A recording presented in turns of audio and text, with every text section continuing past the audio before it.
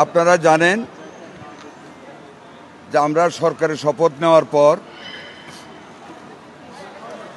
এই বয়সী বাচ্চাদের 6 মাসের নিচে বা 6 মাস থেকে 59 মাস পর্যন্ত ভিটামিন এ পুষ্টির অভাবে ভিটামিন এ দিয়ে বাচ্চাদের শরীরের প্রতিরক্ষা ক্ষমতা বৃদ্ধি করার জন্য ব্যবহার করা হয়।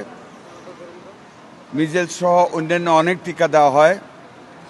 আমরা বিগত সরকারের কাছ থেকে পর্যাপ্ত টিকার স্টক না পাওয়াতে মিজেলস নামক যে ব্যাধিটি মারাত্মকভাবে আমাদের বাচ্চাদেরকে আক্রমণ করেছিল, তখন আমাদের ভিটামিন ডি ক্যাপসুলটা আমাদের হাতে ছিল না।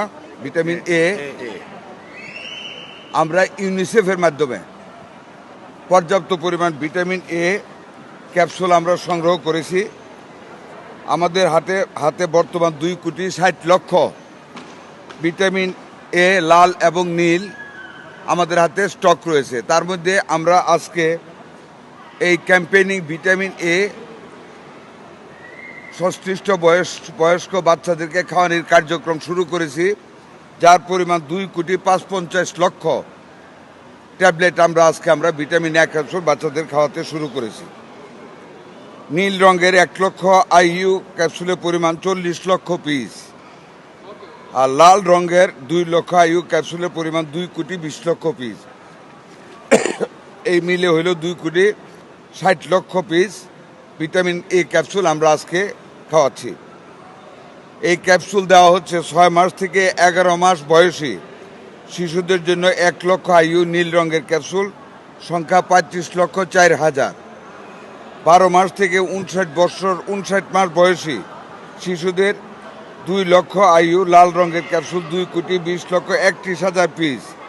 দুটি মিলে 2,55,00,000 34,000 পিস আমরা আজকে বাচ্চাদেরকে খাওয়াচ্ছি। সেই সাথে আপনারা দয়া করে, আপনারা সাংবাদিক, আপনারা বলবেন এই ভিটামিন ট্যাবলেটের পাশাপাশি, ক্যাপসুলের পাশাপাশি জন্মের পরেই বাচ্চাদেরকে মায়ের শাল দুধ যেন দেওয়া হয়। আপনারা একটু প্রচার করবেন, এটা আমাদের সবার দায়িত্ব। কারণ শাল দুধের চাইতে বড় ভিটামিন এ স্টক আর কিছু হতে পারে না। তারপরও নিয়ম মাফিক 6 মাস থেকে 180 দিন পর্যন্ত বাচ্চাদেরকে রেগুলার মায়ের দুধ খাওয়ানি, পানি, মধু, চিনি বা অন্যান্য সুষম খাবার খাওয়াইতে হবে, তাহলে বাচ্চাদের শরীরে পুষ্টির সৃষ্টি হবে।